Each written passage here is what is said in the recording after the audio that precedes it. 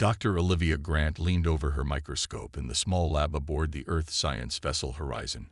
Her dark hair was pulled back in a messy bun, and she rubbed her tired eyes.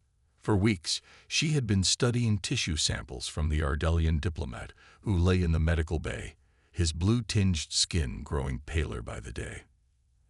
"Any progress?" asked Dr. Leo Miller as he entered the lab, carrying 2 cups of coffee. Olivia shook her head. "Nothing works. Their biology is just too different from anything we've seen before.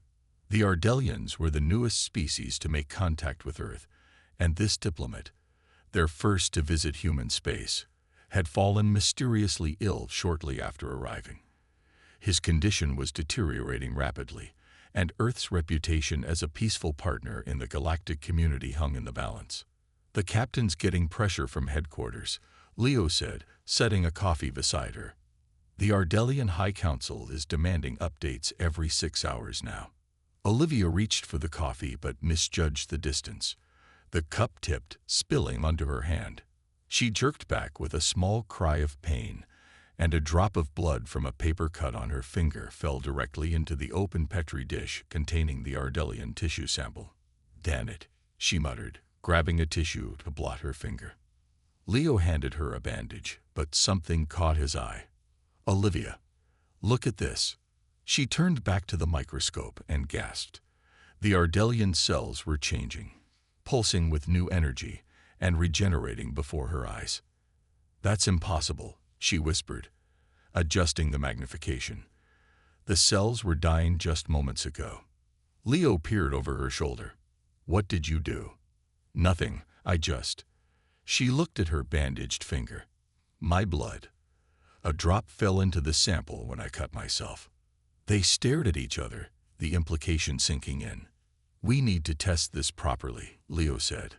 For the next 12 hours, they ran experiment after experiment. Each test confirmed their initial observation. Human blood contained compounds that triggered rapid healing in Ardelian cells. Olivia's hands trembled as she prepared a dilute solution of her blood plasma. "If this works on living tissue..." The ship's chief medical officer, Dr. Vanessa Chen, joined them in the lab for the final test. With the Ardelian diplomat's condition now critical, they had little choice. "The captain has authorized emergency treatment," Dr. Chen said. "The Ardelian Council has given permission as well. They don't want to lose him any more than we do." The 3 doctors stood around the blue-skinned diplomat's bed. His breathing was shallow, his multiple hearts barely beating. Dr. Chen administered the carefully prepared injection. For several tense minutes, nothing happened. Then the diplomat's vital signs began to improve. Color returned to his skin. His breathing deepened. Within an hour, he was awake and speaking. "You have saved me," he said in his musical language, which their translators rendered in English. "How?" Olivia exchanged glances with her colleagues. "We found that certain compounds in human blood have healing properties for your species," she explained carefully. The diplomat's large eyes widened. "This is extraordinary news. My people suffer from many illnesses we cannot cure." Later that evening, Captain Frank Wilson called Olivia to his quarters. "You understand what this means?" he asked gravely. "If human blood can heal the Ardelians, it might work on other species too," Olivia finished. The captain nodded. "I've already received word from Earth Alliance headquarters. Your discovery is now classified at the highest level. They're sending a research team to meet us at Outpost Gamma." Olivia felt a chill. "Sir, this could help so many." "It could also make humans the most valuable commodity in the galaxy," he interrupted. "Think about it, Dr. Grant. What happens when word gets out that our blood can cure diseases across alien species? How long before humans become targets?" As if confirming his fears, the ship's communications officer called over the intercom. "Captain, we're receiving multiple urgent requests from the Ardelian High Council. They're asking for blood donations." Olivia and the captain looked at each other. The universe had just changed forever. Despite Earth Alliance security protocols, news of the discovery spread like wildfire through the galactic community. Within 3 weeks, the Horizon was diverted to Alliance headquarters on Luna Base, where Dr. Olivia Grant found herself in a high-security briefing room, facing the stern faces of military and political leaders. The information was leaked through an Ardelian medical database, explained General Susan Ford, pacing before a holographic display showing communication patterns across known space. We've tracked at least 17 different species requesting information about human blood in the past 72 hours. Olivia swallowed hard. Has anyone approached Earth directly? 3 diplomatic missions already, said Ambassador Jack Wilson, his gray hair contrasting with his bright blue eyes. All with the same request: controlled access to human blood donors for medical research. Captain Frank Wilson stood beside Olivia. There's more. We've received reports of a human transport vessel that went missing near the Procyon system. 42 passengers and crew unaccounted for. A chill ran down Olivia's spine. You think they were taken for their blood? We don't know, General Ford said grimly. But it's the 3rd unexplained disappearance of humans in frontier territory this month. The meeting was interrupted when a military aide entered and whispered something to the general. Her expression darkened further. We just intercepted a transmission from the Vraxian black market, she announced.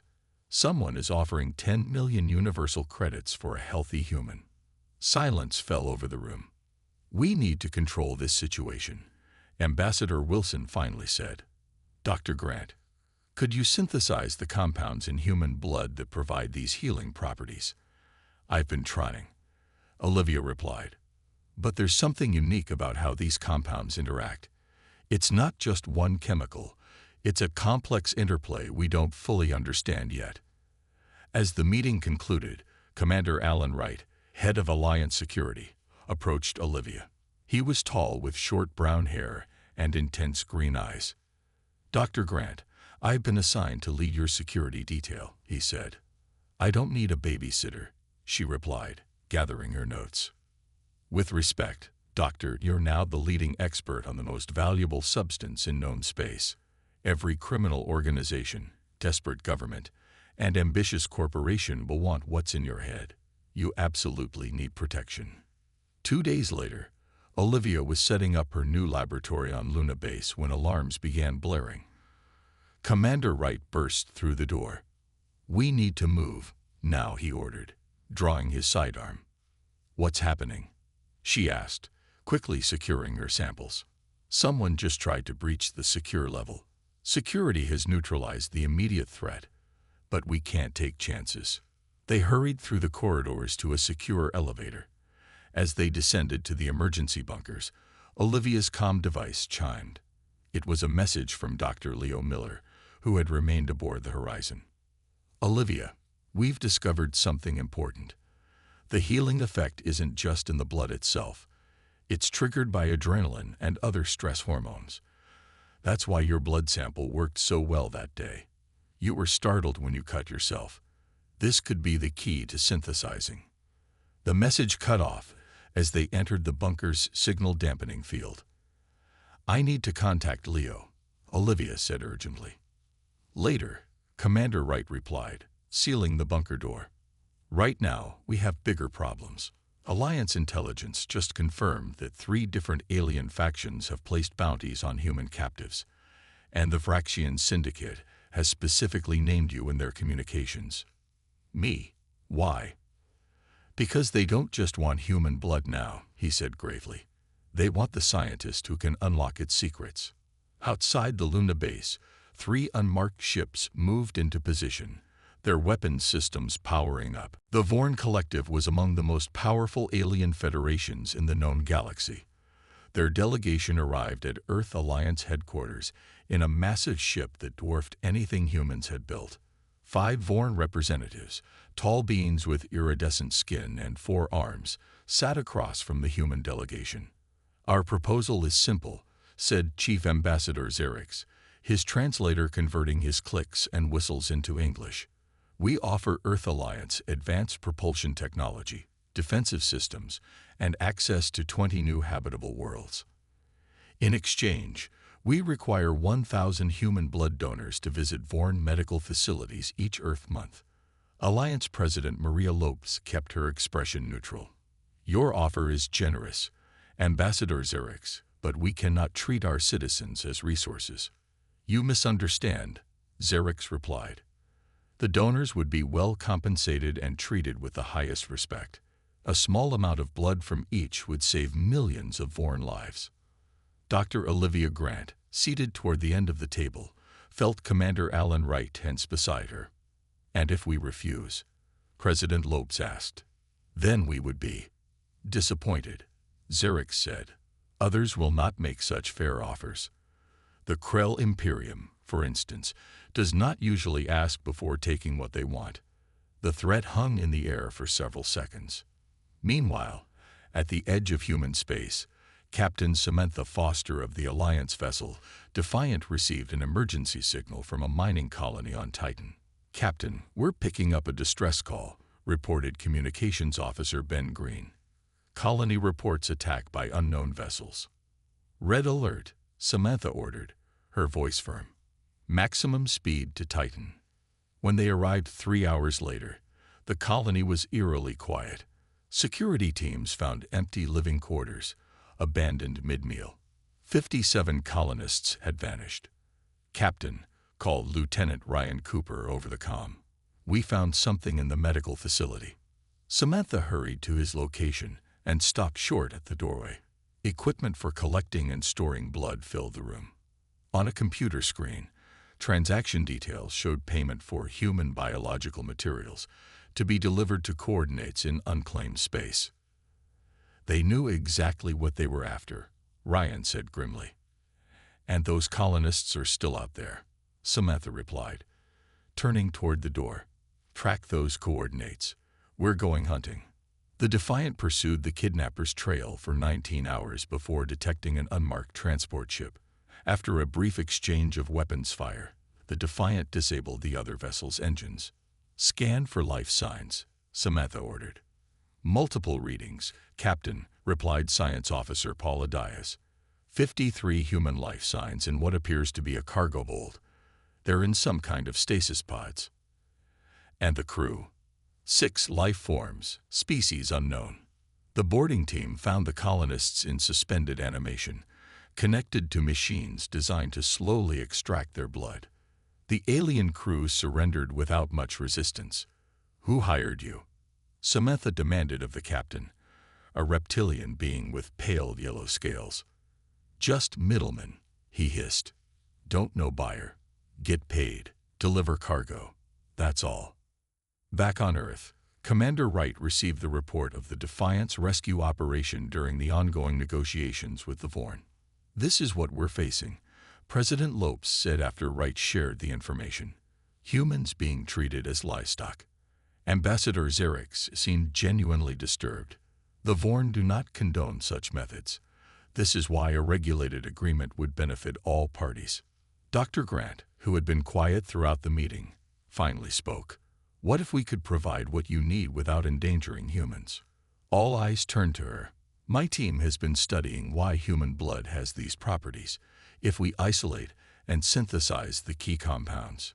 Impossible, interrupted one of the Vorn scientists. We have analyzed samples. The effect requires the living cellular matrix that only exists in humans. Perhaps, Olivia replied, but if you share your findings with us rather than making demands, we might find a solution together. President Lopes nodded slightly, encouraging her to continue.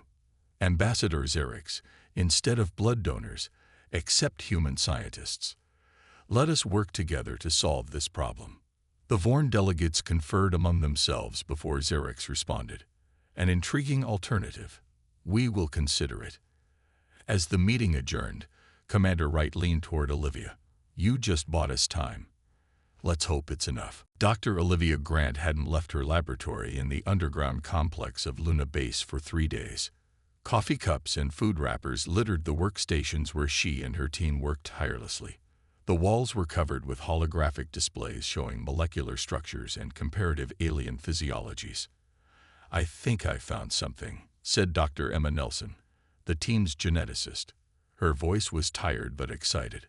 Look at this comparison between human blood and samples from 23 other species. Olivia moved to Emma's station. The display showed a complex molecular map with certain structures highlighted in red. These compounds are unique to humans, Emma explained.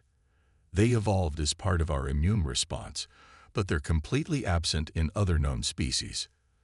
Dr. Leo Miller, who had joined them from the horizon, pointed to another section of the display. And see how they interact with these proteins. That's what triggers the regenerative effect in alien tissues. But why us? Olivia wondered aloud. Why humans specifically? The lab door slid open, and Commander Alan Wright entered with Dr. Nathan Brown, the team's evolutionary biologist. I think I can answer that, Nathan said, connecting his tablet to the main display. Earth's biosphere is extraordinarily diverse compared to most inhabited worlds.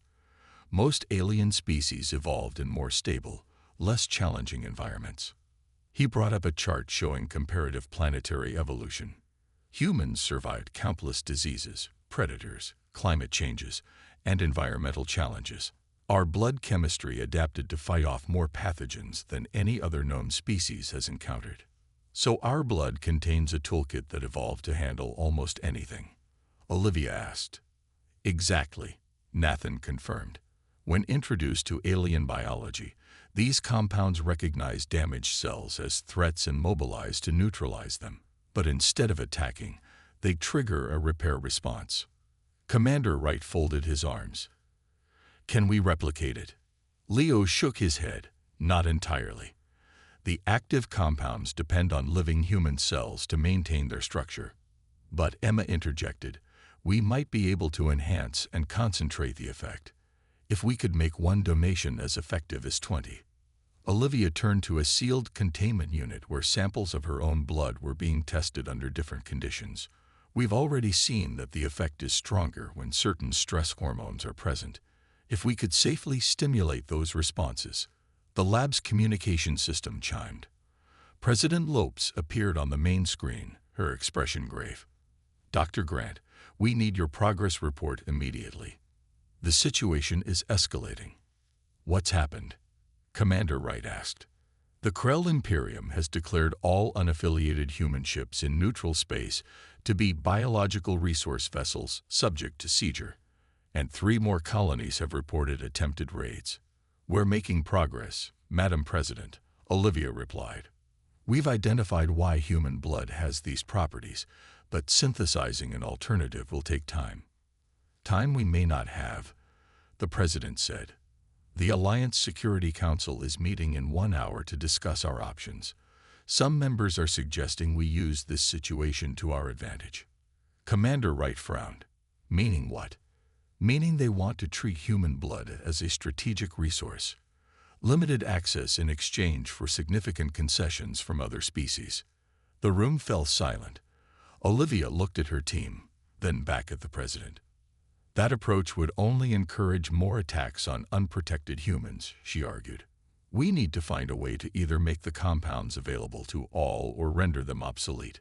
I agree, President Lopes said. That's why I need your team at the council meeting. The future of interspecies relations may depend on what you've discovered. As the call ended, Dr. Leo Miller picked up a vial of treated blood samples. We've been approaching this all wrong, he said suddenly. We're trying to replicate what human blood does for aliens, but what if instead? Instead of what? Emma asked. Instead of making artificial human blood, Leo continued, excitement building in his voice.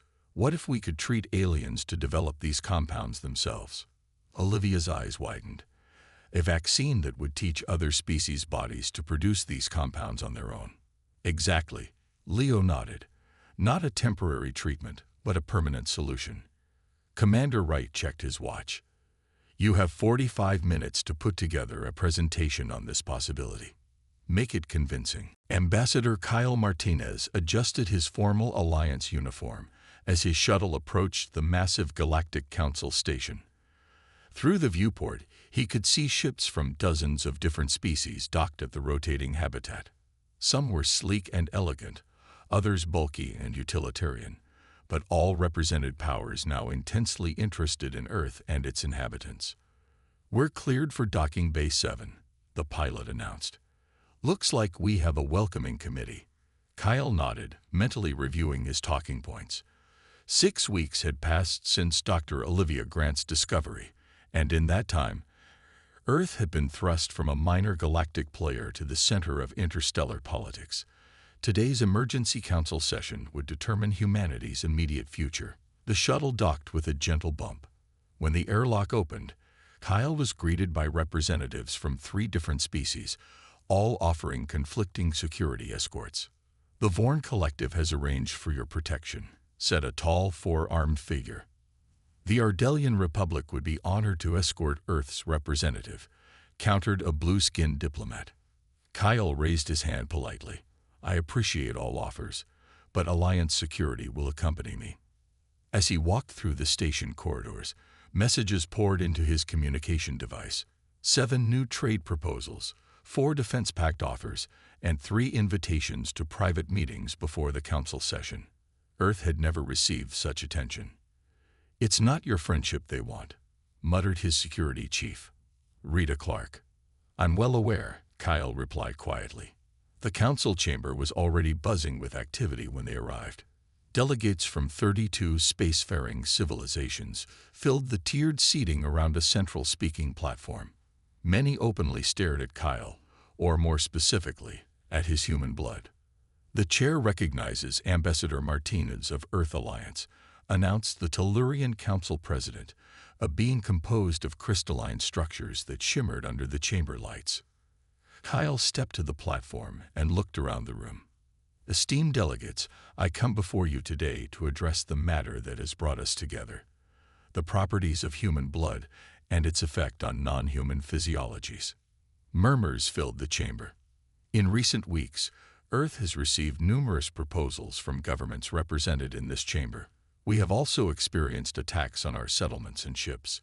Both approaches are unacceptable. Several delegates shifted uncomfortably. "Earth is not a resource to be exploited or claimed," Kyle continued firmly. "We are a sovereign people offering friendship and cooperation." The Krell representative, a heavily armored being with multiple eye stalks, rose from his seat. "Pretty words, human. But reality is simple. You possess what many need. The strong will obtain it, one way or another." "Is that a threat, Representative Morks?" Kyle asked calmly. "Merely an observation of natural law," replied the Krell. From the upper tier, a Vorn representative spoke. "The collective offers protection to Earth in exchange for regulated access to human donors. Our fleet can ensure no unauthorized collection occurs, while making Earth dependent on Vorn protection," countered the Ardelian ambassador. "The Republic offers a more equitable arrangement." Soon the chamber erupted in competing offers and thinly veiled threats. Kyle waited patiently until the council president restored order. "If I may continue," Kyle said, "Earth is not accepting exclusive arrangements with any single power. Instead, we propose the establishment of a galactic medical exchange." He activated a holographic display showing a network of facilities. These centers would be built throughout the galaxy, staffed by human volunteers, and protected by a joint security force drawn from all council members. Each facility would provide controlled, ethical access to human blood treatments, while our scientists work with yours to develop synthetic alternatives.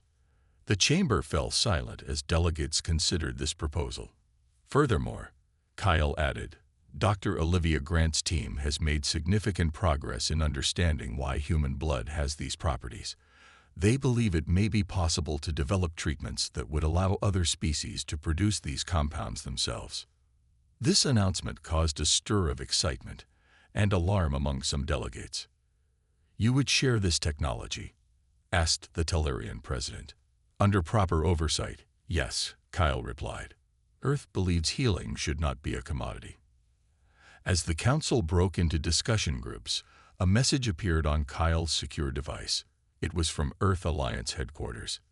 "Emergency situation developing at Outpost Epsilon 7. Radical faction attacking. Believed to be Krell Splinter Group. Respond when able. Kyle glanced at the Krell representative, who was speaking urgently with his aides. The situation was escalating faster than anyone had anticipated. Lieutenant Lisa Powell crouched behind the barricade at Outpost Epsilon 7's main entrance, her pulse rifle ready. Sweat trickled down her face despite the environmental controls. Around her, 23 Colonial Defense officers, all that remained of her security team, checked their weapons and reinforced positions. Status report. She called to Sergeant Joe Davis, who was monitoring the outpost's defensive systems. Not good, Lieutenant, he replied. Long-range communications are still jammed. Emergency beacon is transmitting, but the nearest Alliance vessel is at least 6 hours away. Outside the reinforced walls of the research outpost, 7 attack ships had landed. Their design matched known Krell splinter group vessels, religious extremists who had broken from the main Imperium. Any word from Dr. Grant's team? Lisa asked. They've barricaded themselves in the laboratory. The research data has been encrypted and backed up to emergency systems. A booming voice came through the outpost's external communication system. Human facility. Surrender your population. Resistance will result in complete destruction. Lisa activated her comm. This is Lieutenant Lisa Powell of Earth Alliance Security. You are in violation of Alliance territory and diplomatic agreements. Withdraw immediately. The only response was a barrage of energy weapons fire that shook the outpost's defenses. They're testing our shields, Joe reported. Power at 89% and falling. Lisa turned to her team. We need to hold out until reinforcements arrive. Priority 1 is protecting the civilians and Dr. Grant's research. The attack intensified over the next hour. The outpost's outer defenses began to fail section by section. They're breaking through at Section E, shouted Officer Sam Wilson over the comm. 4 hostiles inside. Lisa led a team to intercept the intruders. As they rounded a corner, they came face to face with the Krell attackers, hulking figures with multiple limbs and specialized breathing apparatus.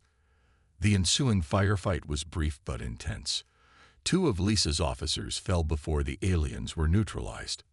Medical team to Section E, Lisa called through her comm. We have wounded.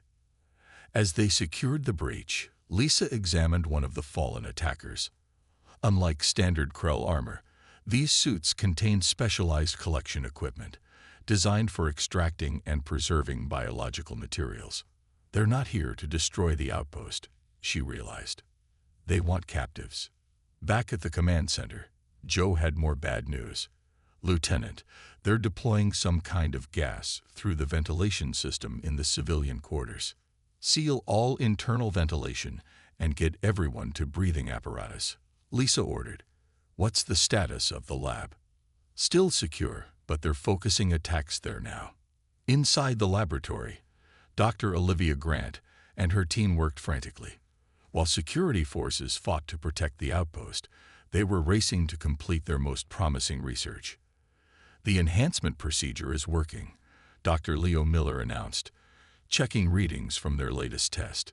Blood treated with the compound shows 5 times the healing efficiency. Olivia nodded, typing commands into the main research terminal, uploading the latest results to the secure network now. Even if we don't make it, this data has to reach Earth. The walls shook as another explosion hit nearby. Dr. Grant, Lisa's voice came through the lab's communication system. We can't hold them off much longer. Is there anything in your research we can use as a weapon? Olivia exchanged glances with Leo. Maybe. The enhancement compound we've developed causes a strong reaction in non-human tissues. If we modified it and released it as an aerosol, would it hurt our people? Lisa asked. No, it's designed to work with human biology. But for the Krell, it would trigger an overwhelming immune response. Painful, but not lethal. Do it, Lisa ordered. For 20 minutes, the lab team worked to modify the compound while the security forces fought a retreating battle through the outpost corridors. Finally, Olivia contacted Lisa. We're ready. We need to get this to the central air processing system. Lisa and two officers arrived at the lab to escort Olivia and Leo. The group moved carefully through the damaged facility, avoiding areas already overrun by Krell forces. At the Environmental Control Center, Leo connected the modified compound to the air system. Once I activate this, we have 3 minutes before it fills all accessible areas. Everyone, breathing masks on. Lisa ordered over the facility-wide comm. Leo started the distribution process just as the doors to the control center burst open. A group of Krell soldiers stormed in, weapons raised. Lisa and her officers opened fire, providing cover. "It's working," Olivia shouted as the compound began to spread through the outpost. Within minutes, the attacking Krell forces began to falter. Their coordinated assault broke down as the compound affected their systems, giving the defenders a chance to regroup and secure vital areas. As the fighting subsided, the outpost's long-range communications suddenly cleared. "Lieutenant Powell, this is Captain Ellis of the Alliance vessel Defender. We've neutralized the jamming ship and will arrive at your position in 30 minutes. Lisa slumped against a wall, exhausted but relieved. "Acknowledged, Captain. We'll be here."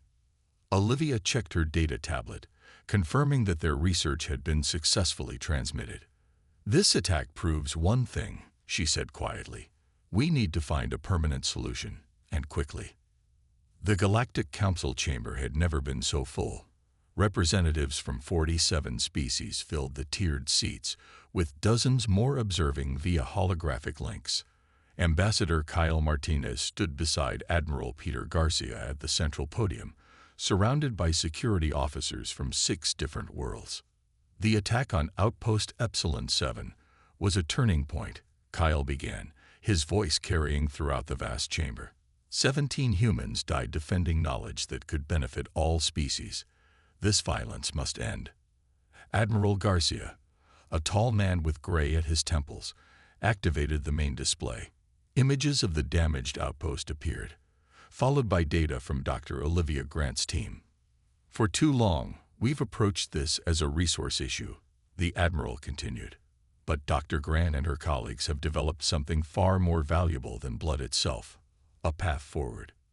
Dr. Grant stepped up to join them. She looked tired but determined, having traveled directly from Epsilon 7 after its defense. Small bandages on her arm covered where she had tested the enhancement procedures on herself. "Esteemed council members," Olivia said, "we propose the establishment of the Galactic Medical Cooperative." The display shifted to show architectural plans for medical facilities unlike anything seen before. "These centers would be built throughout the galaxy," she explained. "In each one, human volunteers, properly compensated and protected, would provide enhanced blood donations." She brought up medical data showing the results of her team's breakthroughs. "We've developed a safe procedure that multiplies the healing properties in human blood tenfold. A single donation can now treat dozens of patients." Murmurs spread through the chamber. The Vorn representative leaned forward. "And who would control these facilities? Earth Alliance?" "No," Admiral Garcia responded firmly. "Each center would be administered by a multi-species council with representatives from local governments and the medical community." Kyle took over again. "Additionally, each facility will include research labs where scientists from all worlds can work together to develop synthetic alternatives. Already, Dr. Grant's team has made promising advances toward treatments that would allow patients to develop these healing factors in their own bodies." The Krell Imperial representative rose from his seat. Many expected a challenge, especially after the attack by Krell extremists. But instead, his voice was subdued. "The Imperium officially condemns the actions at Epsilon 7. Those responsible were rogues acting against Imperial policy." He paused. "We would support this cooperative approach." A ripple of surprise moved through the assembly. The Ardelian ambassador spoke next. "The Republic offers 5 worlds as locations for these medical centers, along with construction resources and security forces. Soon, other representatives were making similar offers. What had been conflict was transforming into collaboration. Kyle let the moment build before continuing. There is one more element to our proposal. We request the formation of a Galactic Ethics Committee to oversee all medical applications of human blood. No government or corporation should have exclusive access or control. This caused some hesitation among the delegates. Sharing resources was one thing, accepting oversight was another. Dr. Olivia Grant stepped forward again. I understand your concerns, but I've seen firsthand what happens when healing becomes a commodity fought over by the powerful. The patients, your citizens, are the ones who suffer. She displayed images of successful treatments from early trials. A child from Vorn Colony 3, cured of genetic degradation. An Ardelian elder, neural function restored after severe trauma. A Krell worker, saved from radiation poisoning. This isn't about politics, it's about lives. The Tellurian Council President called for a vote. One by one, delegations registered their positions. Some enthusiastically supported the proposal, others accepted it with reservations. A few abstained, but none opposed. The motion carries, the President announced. The Galactic Medical Cooperative will be established, with the first facility to begin construction within 30 standard days. As the session concluded, Kyle, Olivia, and Admiral Garcia gathered in a private chamber. Messages were already arriving from Earth Alliance headquarters. Will it work? Kyle asked quietly. Olivia looked at the plans for the first medical center. It has to. The alternative is endless conflict. Admiral Garcia nodded gravely. We've bought peace for now. But this is just the beginning. Outside the council chamber, representatives who had been threatening war just days earlier were now discussing facility locations and research priorities. Something fundamental had shifted in the galactic order. The first donors will be needed soon, Olivia said. I should get back to finalize the enhancement protocols. As she turned to leave, Kyle placed a hand on her shoulder. What you've accomplished, it's changed everything. Not me, she replied. All of us. Human blood may have started this, but it's human compassion that will see it through. 5 years after the establishment of the Galactic Medical Cooperative, Noah Baker walked through the gleaming corridors of Central Galactic Hospital. As a senior nurse in the Human Donor Program, he had seen countless miracles unfold within these walls. The facility orbited a neutral star system, making it equally accessible to all major galactic powers. Its distinctive ring-shaped structure housed medical professionals from 27 species, all working together under a shared mission. Nurse Baker, they're ready for you in treatment room 12, called out Dr. Vera Singh through his communication device. Noah made his way to the treatment wing, passing the memorial wall that honored those who had died at Outpost Epsilon 7. Their sacrifice had paved the way for this new era of cooperation. Inside room 12, a young Ardelian waited nervously with her parents. Her blue skin had an unhealthy gray tinge, and her breathing was labored, signs of the same condition that had affected the first Ardelian diplomat years ago. Hello, Linara, Noah said warmly. I'm Nurse Baker. I'll be assisting with your treatment today. The child's large eyes studied him with curiosity. Your blood will help me. That's right, Noah replied, preparing the treatment apparatus. Just a small amount, specially enhanced to help your body heal itself. Dr. Mira Collins, the physician overseeing the procedure, entered the room. The donor sample has been processed and enhanced. We're ready to begin. Noah knew the donor personally. His colleague Elena Rodriguez had given blood yesterday as part of the regular rotation of hospital staff who volunteered. The enhancement process developed by Dr. Grant's team had revolutionized treatment, making each donation exponentially more effective. As the treatment began, Noah explained each step to the young patient. The medicine will feel cool at first, then warm. Many patients say it feels like sunshine spreading through their body. Linera nodded bravely as the enhanced blood entered her system. Within minutes, monitoring equipment showed improvement in her vital signs. By the end of the hour-long procedure, her skin had regained its healthy blue color. The treatment was successful. Dr. Collins announced to the relieved parents. Linera will need one more session next week, but her body is already learning to produce the healing factors on its own. This was the latest breakthrough. Treatments that taught alien physiologies to generate human-like healing compounds independently. Soon, many conditions would require only a single treatment rather than ongoing therapy. After completing his shift, Noah visited the research wing where Dr. Olivia Grant was working. Though she could have taken a prestigious position on Earth, she had chosen to remain at the forefront of the cooperative's research efforts. "Noah, perfect timing," she said when she saw him. "Come see this." On her laboratory display, complex molecular structures rotated and combined.